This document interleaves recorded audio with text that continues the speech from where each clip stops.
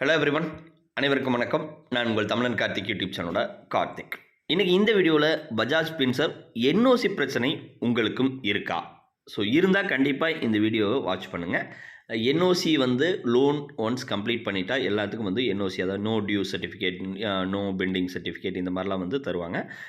இப்போ இந்த ரீசன்ட் டேஸில் பஜாஜில் இந்த நோ டியூ சர்டிஃபிகேட் பிரச்சனை இருக்குது. ஸோ முழுசாக தெரிஞ்சுக்கணுன்னா நம்ம சேனலை சப்ஸ்கிரைப் பண்ணிவிட்டு கண்டினியூஸாக இந்த வீடியோ வாட்ச் பண்ணுங்கள்.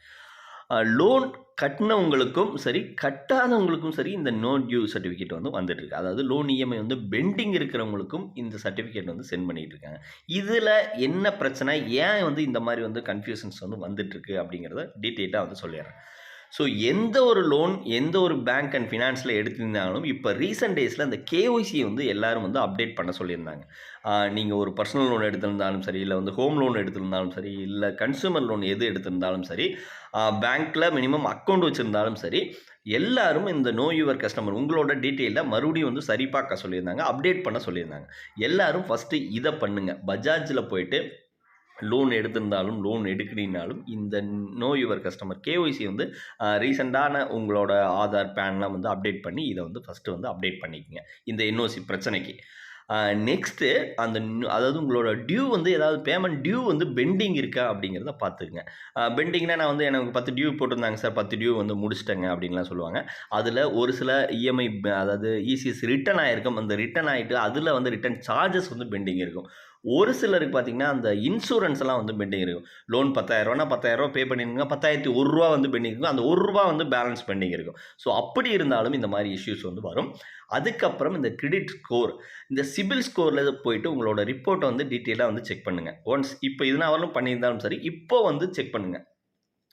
அதாவது எந்தெந்த லோன்லாம் பெண்டிங் இருக்குது, எதெல்லாம் க்ளோஸ் ஆகிருக்கு, எதெல்லாம் சிபிலில் அப்டேட் ஆகாது இருக்குது அப்படிங்கிறத ஒன்ஸ் செக் பண்ணிக்கோங்க. இதில் ஏதாவது முரண்பாடாக இருந்தது, கன்ஃபியூஷனாக இருந்தது அப்படின்னா நீங்கள் சிபிலுக்கும் ரிப்போர்ட் பண்ணலாம். அதாவது என்னோட லோன் க்ளோஸ் ஆகிடுச்சு, இது க்ளோஸ்டுன்னு செட்டில் பண்ணுங்க அப்படின்னு சொல்லிட்டு சிபிலுக்கும் ரிப்போர்ட் பண்ணலாம். இல்லை உங்களோட பேங்க்கோ இல்லை ஃபினான்ஸோ இல்லை பஜாஜ்லேயோ உங்களுக்கு ஏதாவது இஷ்யூன்னா அந்தந்த பஜாஜ் ஆஃபீஸ்லேயோ இல்லை பேங்க்லேயோ போயிட்டு அதையும் அப்டேட் பண்ணலாம். தென் பஜாஜில் இன்னும் இந்த மாதிரி பிரச்சனைகள் இருந்துட்டு இருக்குன்னா இந்த நம்பர் கீழே தெரியுற 0869801001 இல்லை vcarat.bajajfinserv.in இப்படிங்கிற இணையதள, அதாவது ஜிமெயில் ஐடிக்கு நீங்களோட மெயிலையும் ஃபார்வர்ட் பண்ணலாம். ஸோ இதெல்லாம் பண்ணுங்கள். இந்த பஜாஜில் இந்த கன்ஃபியூஷன் இதுக்காக தான் வந்துட்டுருக்கு தொடர்ந்து. அதாவது க்ளோஸ் ஆனவங்க உங்களோட நம்பரை வேறு யாராவது என்ட்ரி பண்ணி கொடுத்துருப்பாங்க, இல்லை நீங்கள் தெரியாமல் எங்கேயாவது லோனுக்கோ இல்லை உங்கள் ஃப்ரெண்ட்ஸ்க்கோ உங்களோட நம்பர் யூஸ் பண்ணியிருப்பீங்க. அவங்க பெண்டிங்கில் இருந்திருக்கும், அவங்க லோன் க்ளோஸ் பண்ணியிருப்பாங்க. அதனால உங்களுக்கு இந்த மாதிரி சர்டிஃபிகேட் வரலாம். இதை ஒன்ஸ் செக் பண்ணி கிளியர் பண்ணிங்க, இல்லாட்டி ஃபியூச்சரில் ரொம்பவே ப்ராப்ளமாக இருக்கும். இதில் ஏதாவது சந்தேகம் இருந்தால் கமெண்ட்டில் சொல்லுங்கள். இன்னும் நல்ல வீடியோ உங்களை அண்டில் பை ஃப்ரம்